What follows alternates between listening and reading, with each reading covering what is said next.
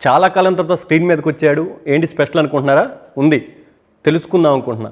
చాలామంది ప్రముఖుల గురించి నేను తెలుసుకుందాం అనుకుంటున్నాను, మీకు తెలియచేయాలనుకుంటున్నాను. అయితే ఈ తెలుసుకునే క్రమంలో ఇంద్రుడు, చంద్రుడు, వీరుడు, సూర్యుడు అంటూ జాకిలు వేసి వాళ్ళని పైకి లేపేది లేదు, నచ్చలేదని చెప్పి వాళ్ళ మీద బురద చల్లి వెళ్ళేది లేదు. కేవలం తెలుసుకుంటాం, తెలియజేస్తాం అంతే. అయితే ప్రస్తుతానికి మనతో పాటు రాష్ట్ర గృహ నిర్మాణ శాఖ మంత్రి చెరుకువాడ శ్రీ రంగనాథరాజు గారు ఉన్నారు. ఆయన అడిగి మరిన్ని విషయాలు తెలుసుకునే ప్రయత్నం చేద్దాం. సార్ నమస్తే. సార్ సార్ ముఖ్యంగా మీరు ఒక్కోసారి ఎమ్మెల్యేగా, ఒకేసారి మంత్రిగా చాలా పొజిషన్స్ మీరు చూసి వచ్చారు. ముఖ్యంగా మిమ్మల్ని ఎవరైనా సరే మీరు ఎవరు అని అడిగితే మీరు ఏం చెప్తారు? రెగ్యులర్గా ఏం చెప్పడానికి ఇష్టపడతారు?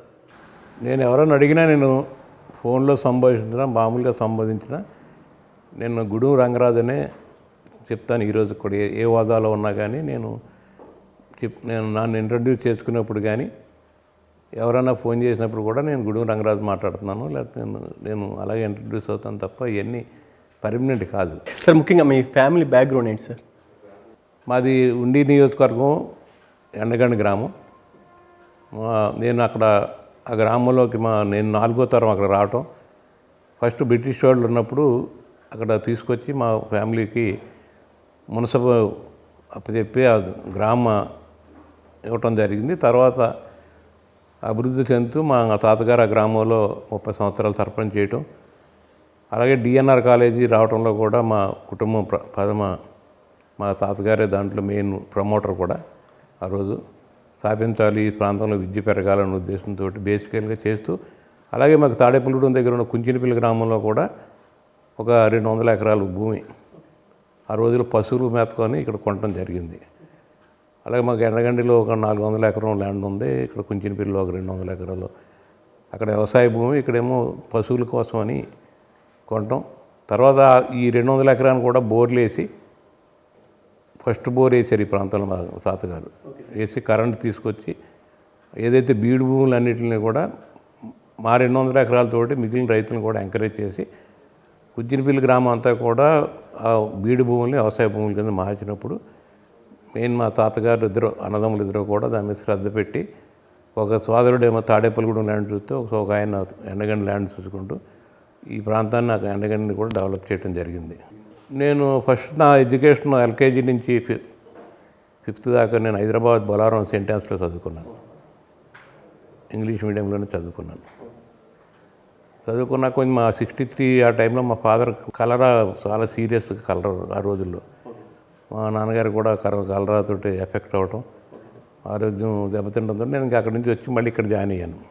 6th క్లాస్ వచ్చేవాడికి 63లో.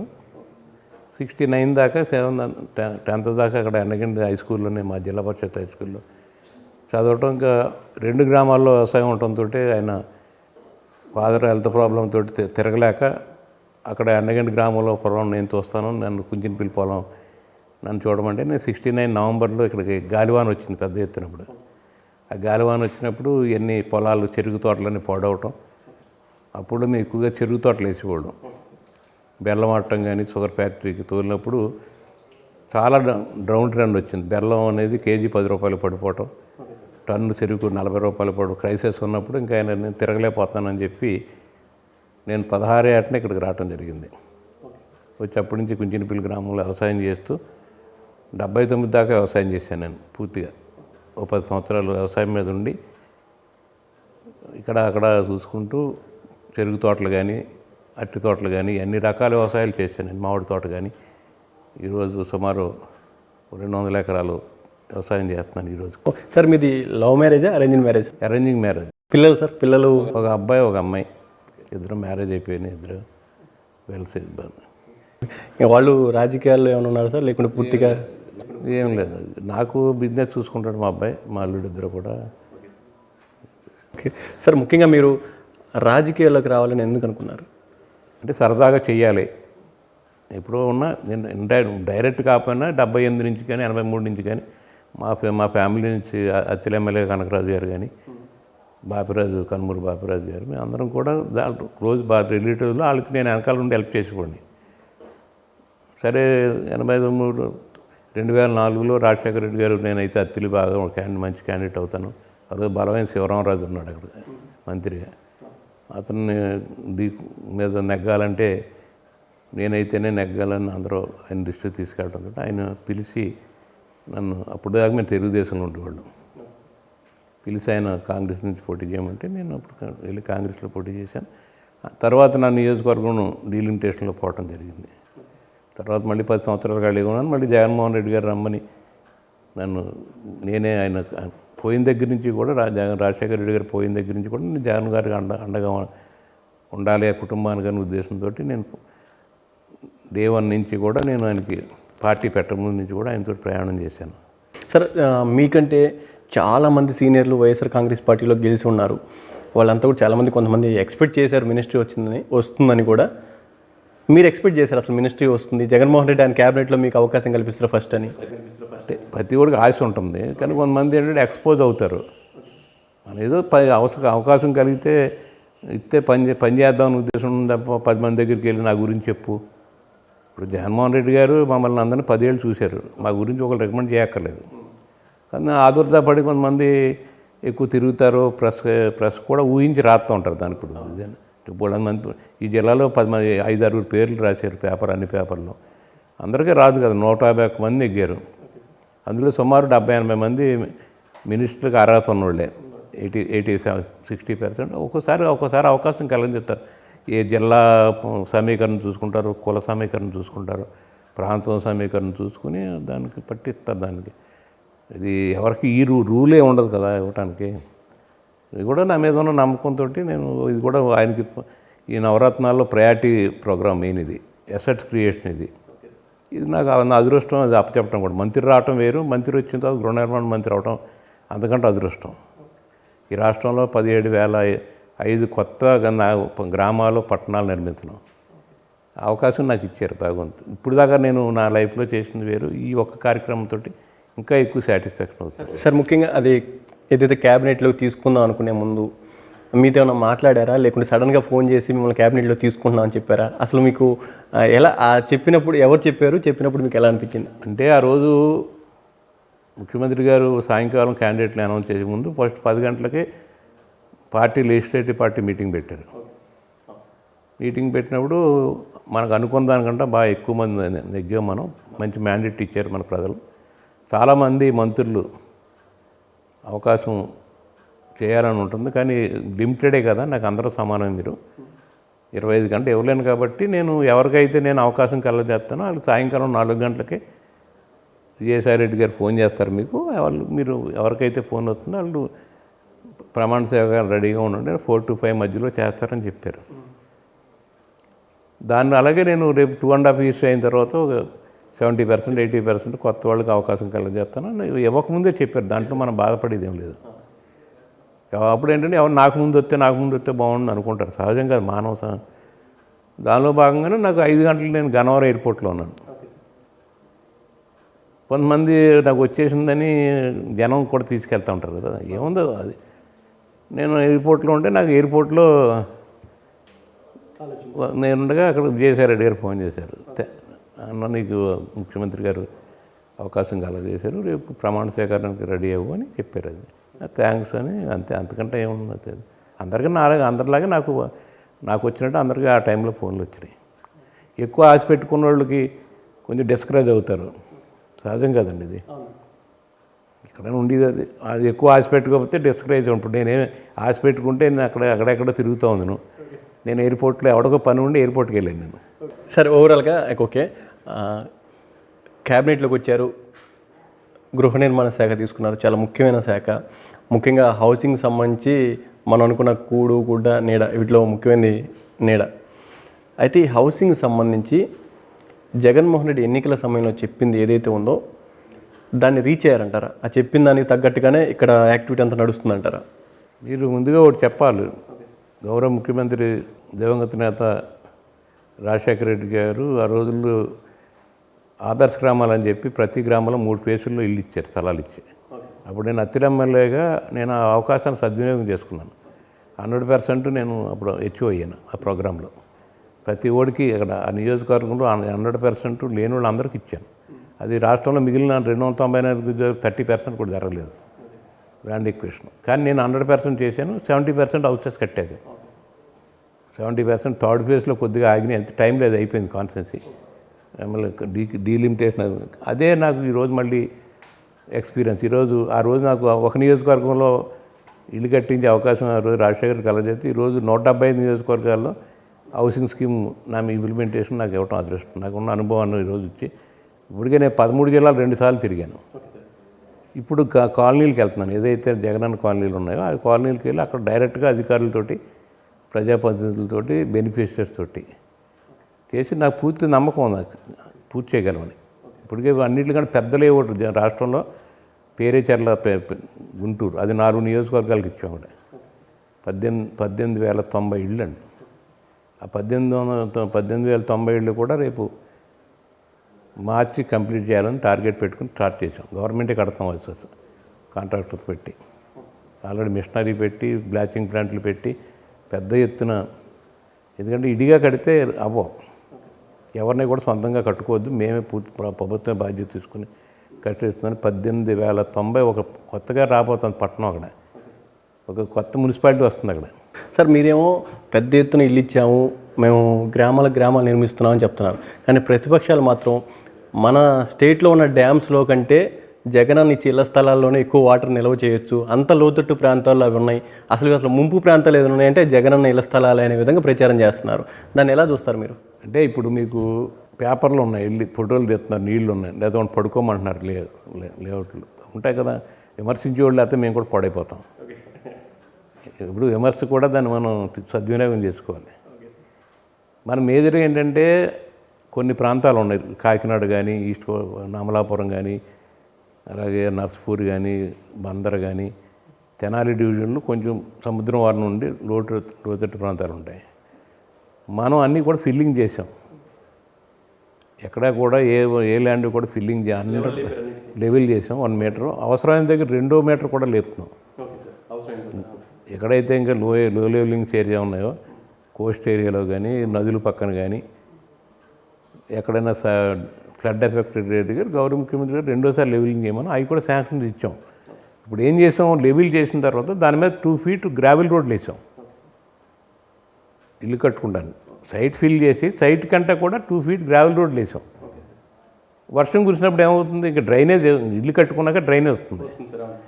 ఏదైతే ప్లాట్ ఇచ్చామో నా ప్లాట్కి 4 పక్కల రోడ్డు వేసినట్టుగా ప్లాటు 2.5 ఫీట్ 3 ఫీట్ డౌన్లో ఉంది. అక్కడ నీళ్ళు నిలబడతాయి కదా, సహజం కదా. దాన్ని చెరువు అంటే ఎలాగే ఇల్లు కడతాం, ఇల్లు కట్టిన తర్వాత ఇప్పుడు మన ఎగ్జిస్టింగ్ వేసిన రోడ్డు మీద 3 అడుగులు మళ్ళీ హౌస్ వస్తుంది. హౌస్ వచ్చిన తర్వాత అంతా ఫిల్ అయిపోతుంది, మళ్ళీ దాని మీద 2 అడుగులు మనం రోడ్డు వేస్తాం. ఇప్పుడు 2 అడుగులు గ్రావెల్ రోడ్డు వేసాం, రేపు పొద్దున్న 2 అడుగులు సీసీ రోడ్డు, బీటీ అన్నీ వేస్తాం. అంటే 4 ఫీట్ రోడ్డు వచ్చిన తర్వాత ఇల్లు 1 అడుగు ఎత్తులో ఉంటుంది.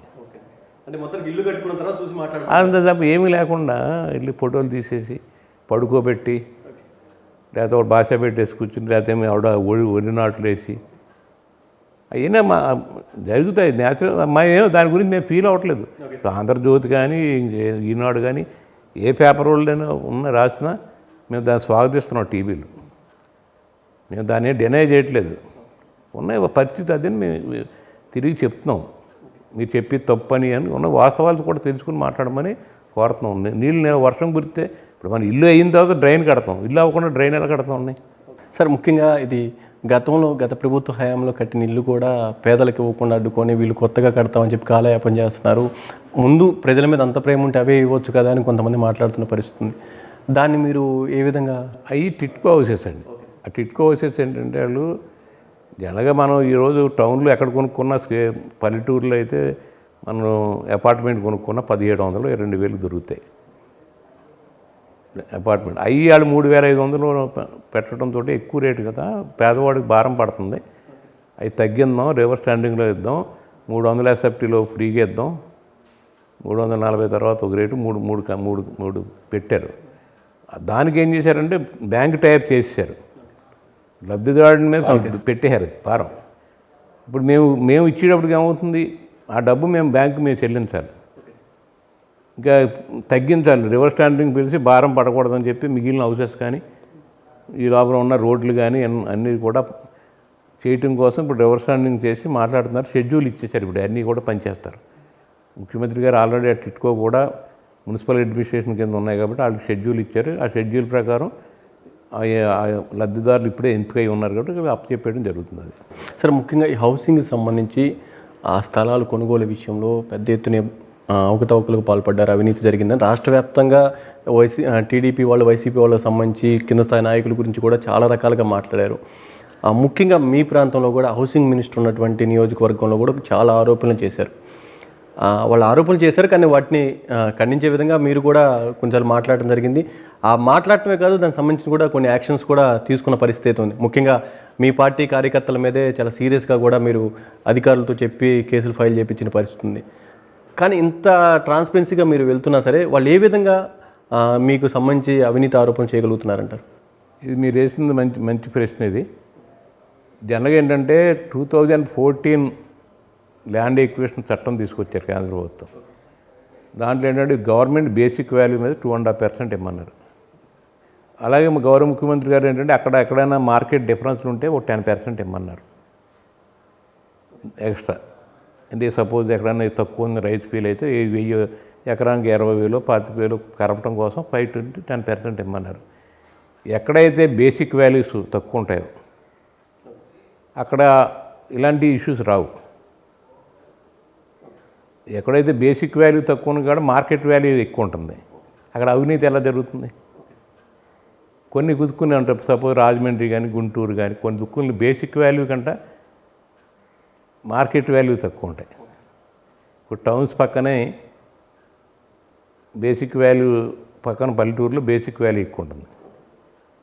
సపోజ్ విజయవాడ కానీ గుంటూరు కానీ టౌన్ పక్కన కార్పొరేషన్ దగ్గరలో బేసిక్ వాల్యూస్ ఎక్కువ ఉంటాయి, భూములు తక్కువ ఉంటాయి. కొంచెం తక్కువ ఉన్న కాడ నా భూమి తీసుకో అని చెప్పి రెవెన్యూ వాళ్ళ దగ్గరకో పొలిటీషియన్స్ దగ్గరకో వెళ్ళి కొన్ని జరుగుతాయి, నేను కాదంటలేదు. ఎందుకంటే నాకు ఎవరికాడు బయట అమ్ముకుంటే మనకు 40 లక్షలు వస్తుంది, ప్రభుత్వానికి 60 లక్షలు వస్తుంది.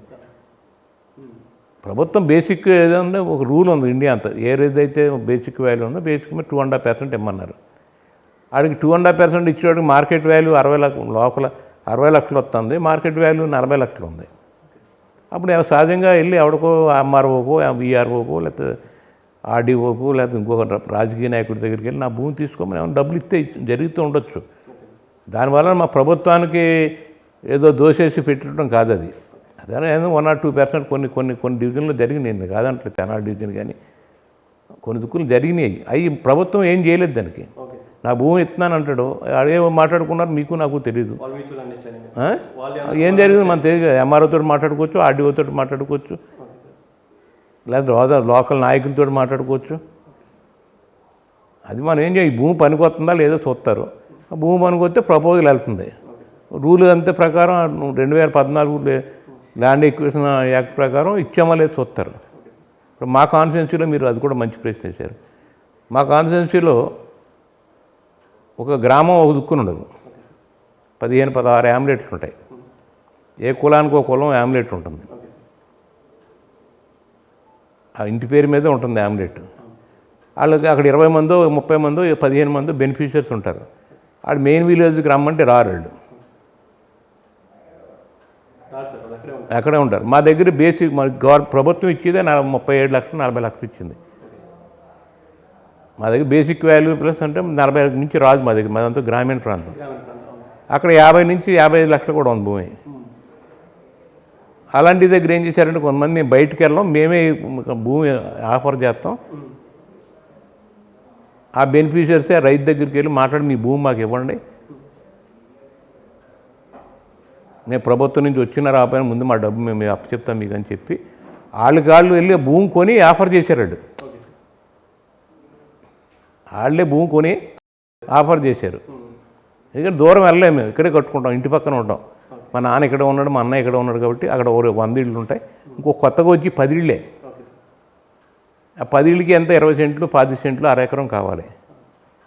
దాని మీద ఏంటంటే అక్కడ జరిగినాయి, నా దృష్టికి రాగానే అన్నీ కూడా ఆఫ్ చేయడం జరిగింది. అలాంటివి చేయకండి, ప్రభుత్వం ఉచితంగా చెప్తుంది, మీరు అందులో ఇన్వాల్వ్ అవ్వకండి. 3-4 మీద కేసులు కూడా పెట్టించాను. అలాగే టోల్ ఫ్రీ నెంబర్ కలెక్టర్ పెట్టించాను, నాకు పెట్టించి ఎక్కడా కూడా నేను జరగలేదు అంటలేదు. అది జరిగిన ఇమీడియట్ కట్టడి చేశాం.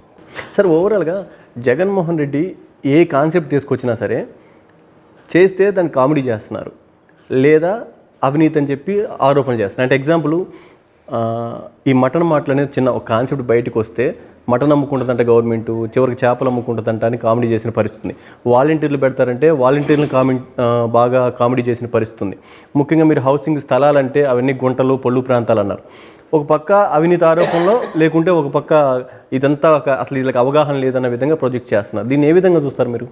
అంటే ఇప్పుడు ఆయన శాచురేషన్ మోడ్లో ఆ రోజు రాజశేఖర రెడ్డి గారు, ఈరోజు జగన్మోహన్ రెడ్డి గారు. ఎందుకంటే 100 మందికి ఇచ్చి ఇక్కడ 50 మందికి ఇస్తే అవినీతి పెరుగుతుంది.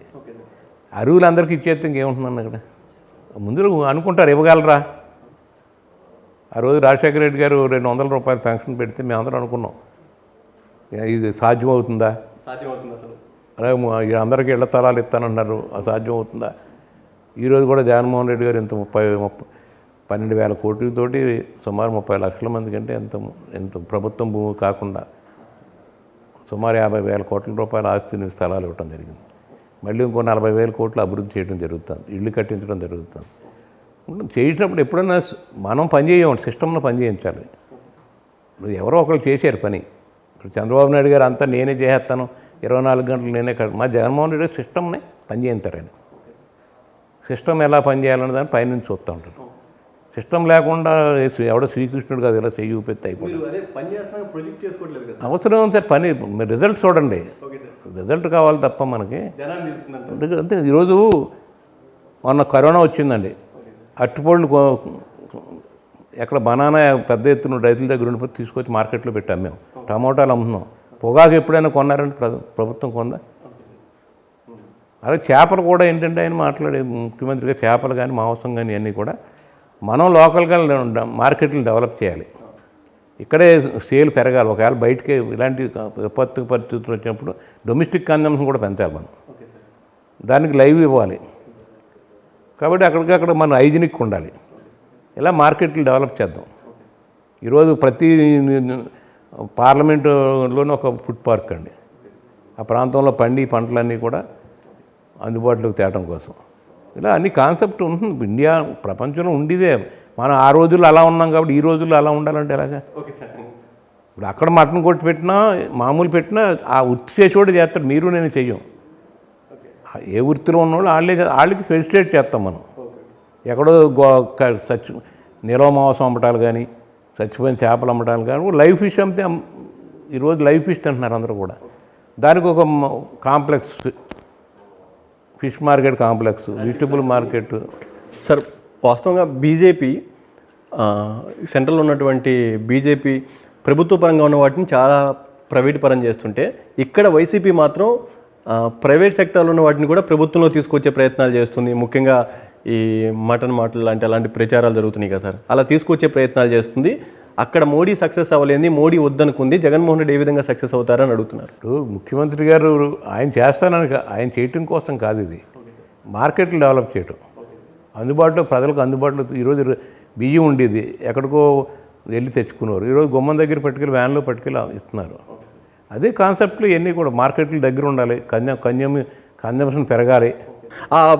ఏదైతే ఆ బియ్యం కాన్సెప్ట్ కూడా ఫెయిల్ అయిందనేది కదా సార్ ప్రతిపక్షాలు చెప్తారు. ఎందుకు ఇంటికి పట్టుకెళ్ళి అంటే 6,000 రూపాయలతో పోయేదాన్ని 30,000 దాకా పెంచారు. ప్రజలకు ఇంటికి పట్టుకెళ్ళి ఇవ్వాలని కదా. ముసలోళ్ళు ఇప్పుడు నేను ఉన్నారు చెప్పారు, వాళ్ళకి రాలేని వాళ్ళు ఉంటారు కదా, కొంతమంది లేడీస్ ఉంటారు, భర్త ఉండడం, ఊరికి 2 కిలోమీటర్ల అవతల ఉంటుంది, ఆమ్లెట్స్ ఉంటాయి.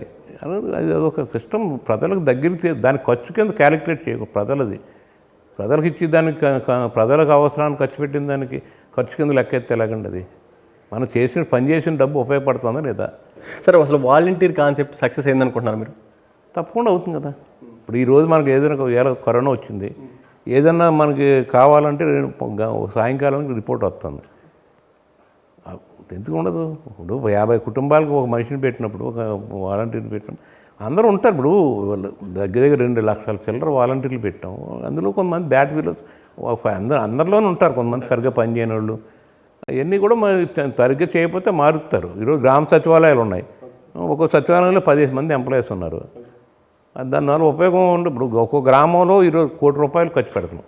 గ్రామ సచివాలయం కానీ, ఆర్బీకే సెంటర్ కానీ, వెల్నెస్ సెంటర్ కానీ, డిజిటల్ లైబ్రరీ కోటి 1 crore ఆ ప్రాజెక్ట్ కాస్ట్. అభివృద్ధి జరగట్లేదంటే అది ఎలా వచ్చింది అదంతా? ఒక గ్రామంలో 4,000 3,000 పాపులేషన్ ఉన్న గ్రామంలో నేను మొన్న వెళ్ళాం, దేవవరం అని గ్రామంలో వెళ్ళాం, సత్యనపల్లి కాన్స్టిట్యున్సీలో. అక్కడ బ్రహ్మాండంగా కట్టారు ఒకే కాంప్లెక్స్లో. నేను ఆ ఊళ్ళో చూశాను. 10 కోట్ల 9 లక్షలు ఇచ్చారు ఆ ఊళ్ళో. జగన్మోహన్ రెడ్డి గారి ప్రభుత్వం వచ్చిన తర్వాత ఈ బెనిఫిట్. అంటే ఓటింగ్ ఎంత ఉందనుకున్నారు? 3,600. 3,600 ఓటింగ్ ఉన్న కాడ 10,80,00,000 ఇచ్చారు వివిధ స్కీముల కింద ప్రజలకు. అంటే సుమారు ఒక మనిషికి ఒక ఓటర్ 2.5 లక్షలు చేరింది. రైతు భరోసా అవనివ్వండి, లేకపోతే సబ్సిడీ అవనివ్వండి పొలాలకి, లేకపోతే ఈ డ్వాక్రా వాళ్ళకి అవనివ్వండి, లేకపోతే నేతన్న నేస్తం అవనివ్వండి, పెన్షన్స్ అవనివ్వండి. అంటే ఆ గ్రామంలో ఉన్న ప్రతి ఓటర్కి 2.5 లక్షలు వెళ్ళింది. అంటే ఈ 2.5 సంవత్సరాలు అవ్వలేదు ఇంకా. అంటే 5 సంవత్సరాలు పూర్తయికి ఎంత సమానం 6 లక్షలు వెళ్తుంది దానికి. ఇదంతా ప్రజల్లోకి ఇప్పుడు అభివృద్ధి కోసమే కదా ఇచ్చేది. సార్ అంటే ప్రతిపక్షాలు కానీ, లేకుంటే కొంతమంది వైసీపీ అంటే గిట్టిన వాళ్ళు కానీ, లేకుంటే జగన్మోహన్ రెడ్డిని వ్యతిరేకించే వాళ్ళు కానీ, కొంతమంది అధిక నోట్లకు ఉన్న వాళ్ళు కూడా డెవలప్మెంట్ అంటే ఏంటి మటన్ మాటలా, లేకుంటే ఇవి గతంలో కియా లాంటివి వచ్చినాయి, ఇప్పుడు చిన్నవి పెట్టుకుని ఇది డెవలప్మెంట్ అని చెప్పుకుంటే ఎలాగని ప్రశ్నిస్తున్న పరిస్థితి ఉంది. పూర్తిగా ఏపీలో డెవలప్మెంట్ అనేది లేదు, కేవలం సంక్షేమం అనే కాన్సెప్ట్ మీదే జగన్మోహన్ రెడ్డి ముందుకు వెళ్తున్నాడు, ఓటు బ్యాంక్ రాజకీయం తప్ప ఇక్కడ ఏమీ లేదనేది కొంతమంది చేస్తున్నారు. ఇప్పుడు ఈ జిల్లాలో ఉంది sir, aqua subsidy, power subsidy 300 కోట్లు ఇస్తున్నారు.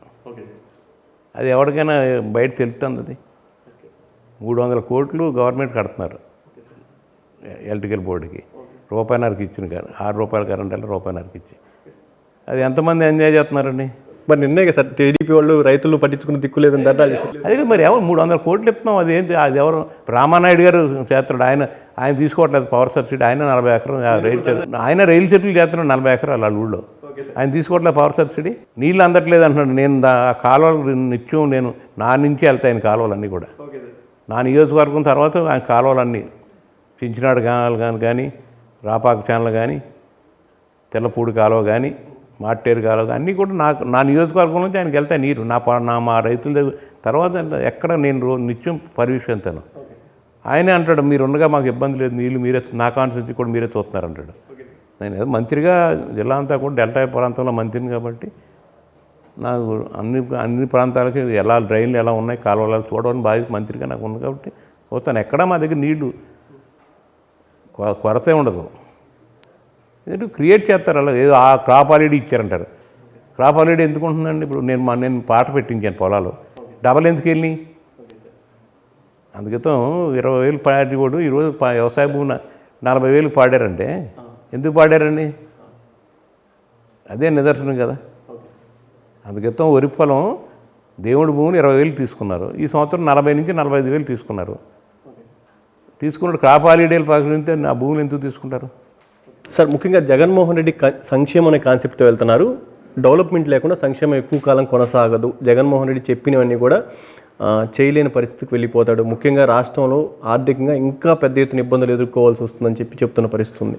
మా ముఖ్యమంత్రి గారు దూరదృష్టితో ఉంటారు. ఆయన దేనికి తొందరపాటు నిర్ణయాలు తీసుకోరు. 2 రకాలుగా కూడా ఆలోచించేస్తారు. అవి ఏం ఇబ్బంది లేదు. ఈరోజు సంక్షేమ కార్యక్రమాలు కాదు, ఈరోజు సెక్రటరియట్ వ్యవస్థ తీసుకొచ్చాం, వ్యవసాయానికి ఆర్బీకేలు కట్టాం, స్కూలు నాడు నేడు అని స్కూల్స్ పెట్టాం, అలాగే హాస్పిటల్స్ నాడు నేడు. ఈరోజు ప్రతి పార్లమెంట్కి ఒక మెడికల్ కాలేజ్ ఉండాలని ల్యాండ్ ఈక్వేషన్ చేసి కన్స్ట్రక్షన్ స్టార్ట్ చేసాం. అలాగే ఇరిగేషన్ మీద ఎక్కువ పెట్టాం ఫోకస్. అలాగే రోడ్లు కూడా మనకు దురదృష్టం ఏంటంటే ఈ సంవత్సరం అధిక వర్షాలు పడినాయి, టెండర్లు పిలిచారు ఇప్పటికే. రేపు నవంబర్ డిసెంబర్లో రోడ్లు మెయిన్గా ఇప్పుడు ఉన్న రోడ్లు ప్రాబ్లం ఉంది కొంత. అది కూడా డెల్టా ప్రాంతంలో ఎక్కువగా ఉండటంతో రెన్యూల్ అవ్వాల్సిన రోడ్లు లాస్ట్ ఇయర్ కూడా అధిక వర్షాలు, ఈ సంవత్సరం అధిక వర్షాలతోటి రోడ్లు కొంత ఇబ్బంది ఉంది. ముఖ్యమంత్రి గారు దాని మీద వెంటనే దృష్టి పెట్టి రోడ్లు ఇమీడియట్గా బాగు చేయమని చెప్పారు. కాలువలు కానీ ఏది వదలట్లేదు. ఇప్పుడు మీకు కావాల్సింది ఏంటి? విద్య, వైద్యం, అలాగే సంక్షేమం. ఇవన్నీ కూడా సంక్షేమం. అంటే ఇప్పుడు హాస్పిటల్లో వైద్యం చేయించడం అంటే అది మనం ఈరోజు కరోనా వచ్చింది, ఎక్కడన్నా ఏ స్టేట్లోనే కరోనాను ఆరోగ్యశ్రీలో చేర్చారా?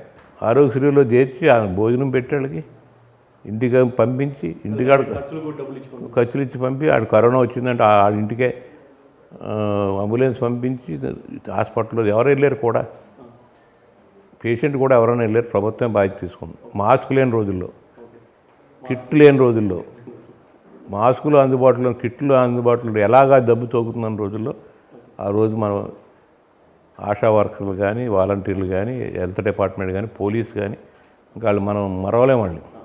కలెక్టర్లు, ఎమ్మెల్యేలు, మంత్రులు కూడా హాస్పిటల్కి వెళ్ళాను. మాకంటే కూడా కదా మీకు అందరూ అధికారులు అందరూ కరోనా బారిన పడ్డారు. మా క్యాబినెట్ మంత్రులు 80% పడ్డాం. ఎమ్మెల్యేలు మాకంటే కూడా ఈరోజు డాక్టర్లకు ఎంతమంది డాక్టర్లు పోయారు పాపం. నిత్యం వాళ్ళ తోటి పోరాడి జబ్బు గురించి దాన్ని ఏం మందు వేయాలి, ఏం ట్యాబ్లెట్ వేయాలి, ఎలా ఉండాలని కూడా, మాస్క్ కూడా లేని రోజుల్లో, గ్లౌజ్ కూడా తెలియని రోజుల్లో మరి పెద్ద ఎత్తున మరి సర్వీస్ చేసి వాళ్ళకి 2 పూట్ల భోజనం పెట్టి సెపరేట్గా ప్రతి ఒక్కడు రూమ్ ఇచ్చి, పోలీస్ డిపార్ట్మెంట్ కానీ, హెల్త్ డిపార్ట్మెంట్ కానీ, మున్సిపల్ అడ్మినిస్ట్రేషన్ కానీ, రెవెన్యూ చాలా కష్టపడ్డారు. ఇది కనపడని దాంతో యుద్ధం చేయటం. కుటుంబాలు ఇంటికి వస్తే పిల్లలు ఏమవుతారో, అతను వెళ్ళి అక్కడ ఆ వ్యాధిని పడితే ఇంట్లో ఉన్న పిల్లలు ఏమవుతారు. ఇలాంటి టైంలో పెద్ద ఎత్తున మనం వైద్యం కోసం ఖర్చు పెట్టాం. ఏ రాష్ట్రంలో ఫ్రీ చేశారు? ఆరోగ్యశ్రీ అక్కడ ఇన్ని జబ్బులు ఎక్కడైనా ఎవరైనా పెట్టారా? ఏమి సంక్షేమం అంటే చేయకుండా ఎలాగో జరుగుతుంది. విద్య నేర్పడం, వైద్యం చేయించడం తప్ప ఏం చేయించాడు చంద్రబాబు నాయుడు గారు? ఆయన 14 ఏళ్ళు ముఖ్యమంత్రి చేసి 1 సెంటు భూమి ఎప్పుడైనా తరం ఇచ్చాడు ఎవరికన్నా? ఆయన టెన్యూర్లో ఒక్కసారి 1 అంగుళం భూమి, సెంటు భూమి కొనే పేదవాడికని ఇచ్చాడు. ఈరోజు మాట్లాడుతూ ఉంటాడు. అంటే ఇవన్నీ జరిగిపోతున్నాయి అన్నాడు కానీ జగన్మోహన్ రెడ్డి చేయలేడు. ముఖ్యమంత్రి గారు రాజభవన్ దాటి బయటికి రాలేదంటున్నారు. ఏం చేస్తారు? వచ్చి రాకుండా ఏం చేస్తారు? ఇన్స్ట్రక్షన్స్ ఇవ్వాలి తప్ప. ఆయన అయితే తిరుగుతాడా? ఆయన హైదరాబాద్లో కూర్చున్నాడు. వెళ్ళి కానించి ఇప్పుడు వెళ్ళిపోవడం పెద్ద, జిల్లాకు రావడం పెద్ద గొప్ప కాదు. ఎంత వచ్చి కానీ ముఖ్యమంత్రికి వస్తున్నారంటే అందరూ పని మానేసి అక్కడ ఉండాలి. అక్కడ నుంచి జనం చేరతారు. మధ్య ముఖ్యమంత్రి గారు వచ్చాడు కాబట్టి కరోనా వచ్చిందంటారు. మరి రోజు నిత్యం ఆయన పంటలో ఎంత పెద్ద ఎత్తున ఏప్రిల్లో వచ్చినప్పుడు మనకి ఎంత పంటలు, ధాన్యం ఏం చేశారు? ఆ రోజు రైలు చేపలకి మినిమం సపోర్ట్ ప్రైస్ పెట్టి కొనకపోతే ఆయన రైలు కొనిపించాం. అలాగే పళ్ళు, వరిధాన్యం, మొక్కజొన్న, ఏ పంటలు వదిలేరండి, అన్నీ కూడా నువ్వు పూర్తి స్థాయిలో కొన్నాం. ఇండస్ట్రీస్ ఇబ్బంది లేకుండా, ఎవరికి ఏ సెక్టార్కి ఇబ్బంది, ఇంటికి సరుకులు పంపించి 2 రేషన్స్ ఇచ్చారు గవర్నమెంట్ ఆఫ్ ఇండియా అయితే, మనం అయితే కలిపి ఎక్కడా వదలలేదు కదా ఎవరిని. Okay sir. సార్ ఫైనల్గా మీ రాజకీయ వారసులు ఎవరు సార్? ఇప్పుడు రాజకీయ నాయకుడు వారసుడనే ఉండడం. ఇప్పుడు చంద్రబాబు నాయుడు గారు ఉన్నారు, లోకేష్ని నాయకుడికి చేయాలనుకుంటే సాధ్యం పడుతుందా? ఇప్పుడు డాక్టర్ కొడుకును డాక్టర్ చేసుకుంటాడు, లాయర్ కొడుకుని లాయర్ చేసి, రాజకీయ నాయకుడు ఒకటి తయారు చేస్తే రాడు. Thank you sir. ఇది చూశారు కదా, మొత్తంగా ఓవరాల్గా ఏదైతే గృహ నిర్మాణ శాఖకు సంబంధించి కానీ, అదేవిధంగా జగన్మోహన్ రెడ్డి పాలనకు సంబంధించి కానీ, రాష్ట్రంలో ఉన్నటువంటి తాజా రాజకీయ పరిస్థితులకు సంబంధించి కానీ శ్రీరంగనాథ్ గారు మనసులో మాట మనం పూర్తిగా తెలుసుకున్న పరిస్థితి ఉంది. ముఖ్యంగా ఏదైతే రాష్ట్రంలో అభివృద్ధి పూర్తి స్థాయిలో జరగాలంటే అది జగన్మోహన్ రెడ్డి వల్ల సాధ్యమవుతున్నట్టు కూడా ఆయన చెప్తున్న పరిస్థితి ఉంది.